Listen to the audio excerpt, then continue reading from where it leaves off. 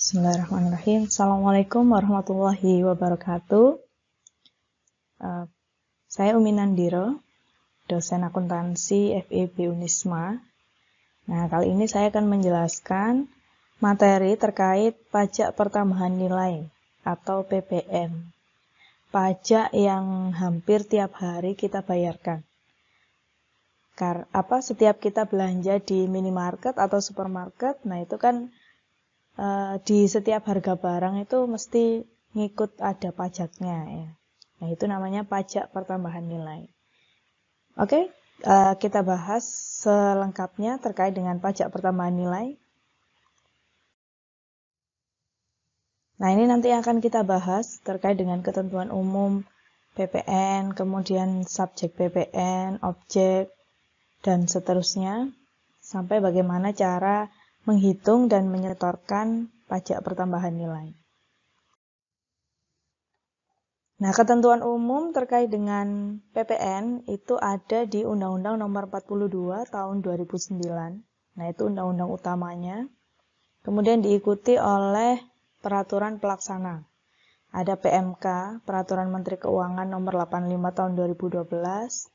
Ada Peraturan Dirjen Pajak Nomor 24 Tahun 2012 dan PMK Nomor 197 Tahun 2013. Kalau teman-teman pengen baca selengkapnya, bisa dicari aja peraturan ini. Ini yang mengatur tentang PPN. Nah, subjek PPN itu ada pengusaha, yaitu pengusaha kena pajak, bisa pengusaha kecil atau pengusaha yang memilih dikukuhkan sebagai PKP. Jadi tidak semua pengusaha itu subjek PPN. Pengusaha yang subjek PPN itu ditandai dengan terdaftarnya dia sebagai PKP atau pengusaha kena pajak. Jadi kalau ada teman-teman yang pengusaha atau mungkin orang tuanya pengusaha, nah kan bisa dilihat nanti apakah wajib PPN atau tidak. Nah, kalau wajib PPN berarti dia PKP, pengusaha kena pajak. Kalau dia pengusaha tapi tidak mendaftarkan diri sebagai PKP, maka dia bukan subjek PPN. Kemudian ada juga pemungut PPN, yaitu instansi yang ditunjuk oleh pemerintah sebagai pemungut PPN. Siapa saja itu? Bendahara pemerintah, kemudian BUMN, dan instansi lain yang ditunjuk. Instansi lain yang ditunjuk ini bisa berupa PTN yang dananya itu didanai, dana operasionalnya itu diambilkan dari APBN. Nah, ini objek PPN. Jadi objek PPN itu banyak sekali ya, penjualan barang, ada jasa sewa dan lain sebagainya. Maka teman-teman bisa melihat di Undang-Undang Nomor 42 Tahun 2009 ada di pasal 4, pasal 16C itu terkait dengan kegiatan membangun sendiri. Nah, untuk PKP yang membangun sendiri itu dikenakan PPN. Nanti kita akan bahas selengkapnya. Kemudian ada di pasal 16D, pasal 5 PMK nomor 85 dan seterusnya.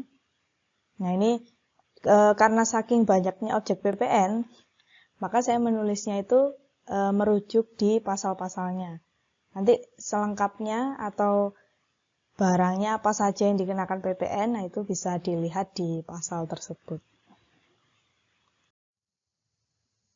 Nah, ini saat terhutangnya PPN. Jadi kapan barang itu terhutang PPN? Yang pertama adalah saat terhutangnya PPN itu saat dimulainya pemanfaatan barang. Yang kedua, saat yang diketahui mana yang terjadi lebih dahulu. Yang pertama bisa saat secara nyata digunakan, saat harga perolehannya dinyatakan sebagai hutang, saat harga jual atau penggantinya ditagih pihak yang menyerahkan, saat harga perolehan dibayar sebagian atau seluruhnya. Nah, kenapa ada kriteria ini? Karena di dalam operasional bisnis atau transaksi bisnis itu kan lazim sekali kita dapati transaksi yang non tunai atau kredit gitu ya. Katakanlah beli barang jumlahnya 10 juta, nah dibayar 2 juta dulu, sisanya dibayar sebulan kemudian. Nah itu ketika membayar DP itu udah terutang PPN, sejumlah DP yang dibayarkan. Begitu juga nanti ketika pelunasan juga akan terhutang PPN. Nah itu makanya di sini dikasih kriteria mana yang terjadi terlebih dahulu.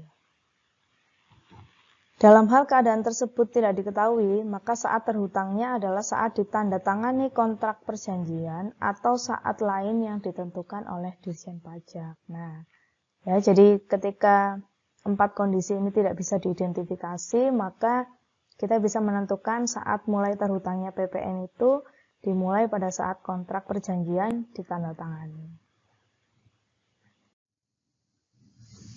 Nah, ini pihak yang memanfaatkan atau memungut dan menyetorkan sendiri ke kas negara tanggal 15 bulan berikutnya. Nah, ini penyetoran PPN itu maksimal tanggal 15 bulan berikutnya. Kalau PPH kemarin batasnya adalah tanggal 10 bulan berikutnya. Menyetornya dengan menggunakan SSP, surat setoran pajak, yang memuat identitas nama dan alamat wajib pajak atas nama pihak yang menyerahkan. Penyetornya siapa? Identitas pihak yang memanfaatkan barang atau memanfaatkan objek PPN. Nah, itu berlaku sebagai PPN masukan. Dasar pengenaan pajak atau penghasilan kena pajak ya. Kalau di PPH istilahnya penghasilan kena pajak. Kalau di PPN namanya dasar pengenaan pajak. Nah, apa saja yang menjadi dasar pengenaan pajak pertambahan nilai? Yang pertama bisa harga jual. Yang kedua nilai penggantian. Nah, ini kalau misalnya barang bekas itu kan istilahnya adalah nilai penggantian. Kemudian nilai impor. Nah, kalau nilai impor kemarin sudah kita pelajari cara menghitungnya di PPH 22. Kemarin kita sudah belajar kan bagaimana menghitung nilai impor, kemudian nilai ekspor, dan nilai lain. Nilai lain ini digunakan untuk misalnya lelang. Nah, mekanisme pemungutan PPN bisa menggunakan faktur pajak, pajak masukan, pajak keluaran. Nah, ini untuk yang PPN atas jual beli barang. Kemudian ada pedoman penghitungan pajak masukan. Ini digunakan untuk pengusaha yang peredaran brutonya kurang dari 1,8 M. Nah, ini untuk peraturan terbaru, insya Allah sudah berubah batasnya menjadi 4,8 M. Nanti bisa dicek sendiri di peraturannya. Kemudian baru dikukuhkan sebagai PKP. Nah, ini kalau baru daftar PKP kan dia nggak punya pajak masukan dan pajak keluaran, sehingga untuk menentukan PPN-nya itu bisa digunakan dengan pedoman penghitungan pajak masukan. Nah, pajak masukan itu apa sih?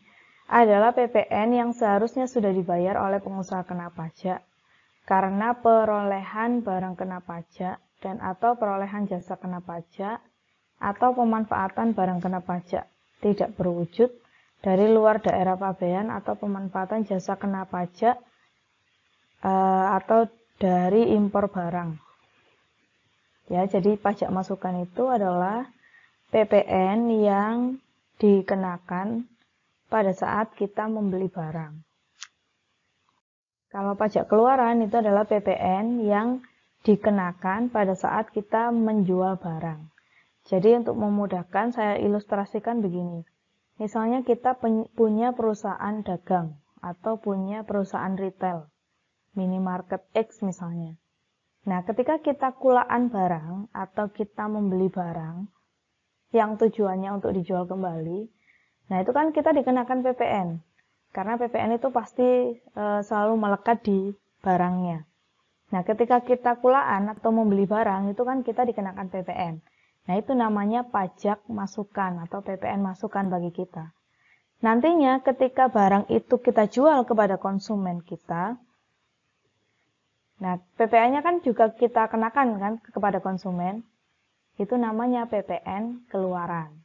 Nah nanti untuk menghitung berapa PPN yang terutang, tinggal dikreditkan antara pajak masukan dan pajak keluaran. Nah ini terkait dengan faktur pajak, adalah bukti pungutan pajak yang dibuat oleh pengusaha kena pajak yang melakukan penyerahan barang kena pajak atau penyerahan jasa kena pajak. Ada di pasal 1 angka 23 Undang-Undang PPN.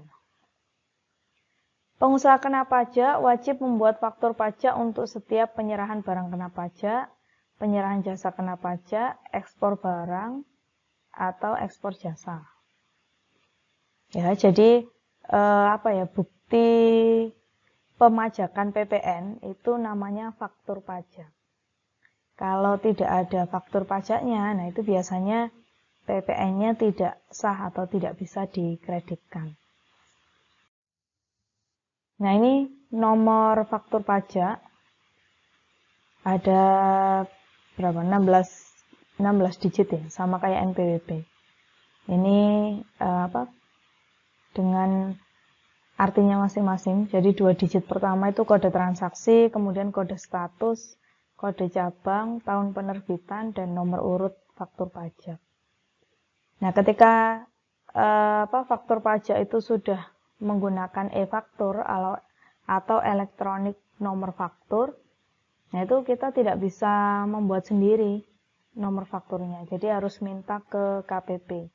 Jadi itu akan otomatis dibuatkan sesuai dengan NPWP PKP tersebut. Oke, berikutnya saya beri contoh untuk memudahkan pemahaman kita di dalam menghitung PPN, ya, mengkreditkan pajak masukan dan pajak keluaran untuk mengetahui kurang atau lebih bayarnya PPN dalam suatu masa. Nah ini ada satu kasus yang akan kita bahas. Dari kasus berikut ini, hitung berapakah PPN yang kurang atau lebih dibayar. PPN yang lebih dibayar pada suatu masa pajak akan dikompensasikan pada masa pajak berikutnya. Soalnya adalah PTA, perusahaan industri pabrikasi, bertempat kedudukan di wilayah kerja KPP Pratama Malang Selatan. Dari bulan Oktober sampai November 2010, melakukan transaksi sebagai berikut. Yang pertama adalah mengimpor bahan baku dengan nilai impor 300 juta. Nah, berapa PPN-nya? Pajak masukan, karena dia mengimpor kan ya, beli barang, maka PPN-nya itu dinamakan pajak masukan. 10% dari nilai impornya yaitu 300 juta. Ini PPN-nya sebesar 30 juta. Ini pajak masukan untuk transaksi impor bahan baku. Transaksi berikutnya, tanggal 21 Oktober, perusahaan menjual produknya dengan harga jual 120 juta. Diberikan potongan harga 10%, menjualnya kepada PTB. Dilengkapi faktur pajak standar nomor sekian. Nah, kita hitung dulu harga jualnya yang akan menjadi DPP. Harga barangnya 120 dikurangi dengan potongan harga 10%, yaitu 12 juta. Maka harga jualnya tinggal 108 juta. Nah, harga jual ini sebagai DPP atau dasar pengenaan pajak pertambahan nilai. Nah, PPN-nya berapa? Karena ini menjual, berarti PPN yang dikenakan itu dinamakan pajak keluaran. Sebesar 10% dikali 108 juta. 10 juta 800. Nah, ini untuk transaksi penjualan produk. Berikutnya untuk tanggal 25 Oktober, perusahaan menjual produknya secara kredit yang akan dilunasi dalam 2 bulan kepada PTC dengan harga jual 380. Nah, karena menjual produk berarti pajak keluaran ya, 38 juta.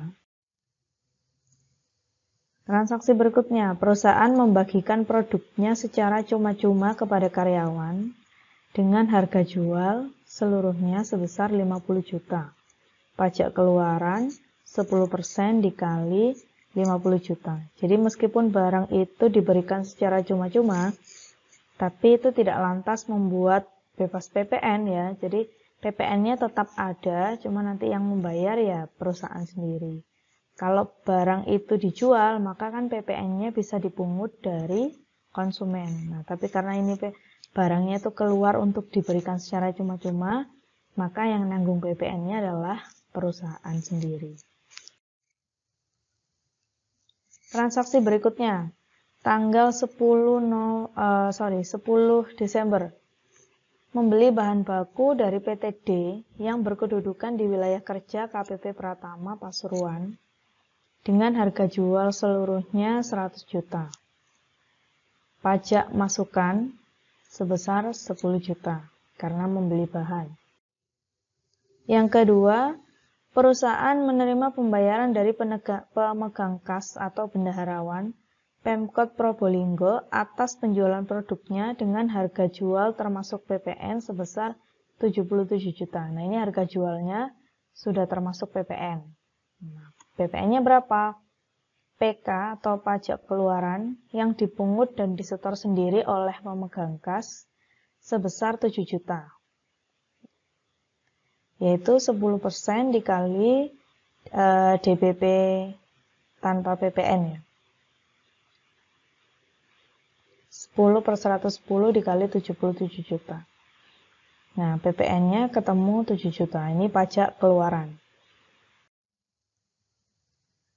Kemudian transaksi berikutnya tanggal 20 Desember diterima pembayaran dari PTE atas penjualan produk secara cash dengan harga jual 93 juta.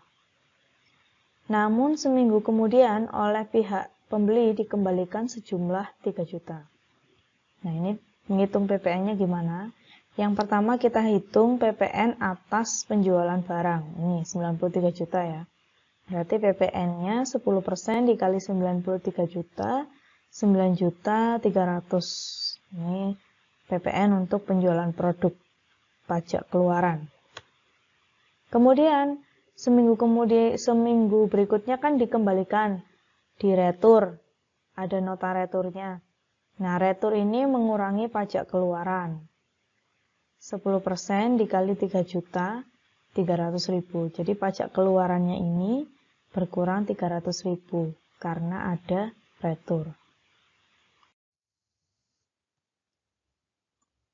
Transaksi berikutnya, perusahaan menjual beras kepada beberapa koperasi dengan harga sebesar 10 juta. Nah, karena penjualan beras itu bukan merupakan barang kena pajak, sehingga tidak ada PPN-nya atau PPN-nya 0.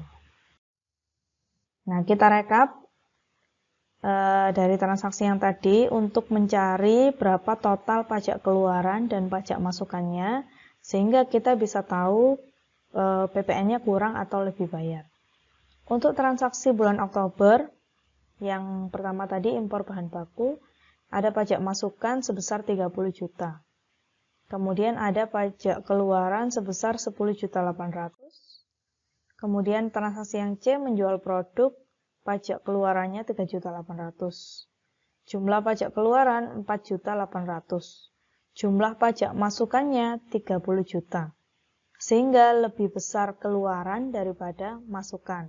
Maka ketemunya adalah kurang bayar sebesar 10.800.000.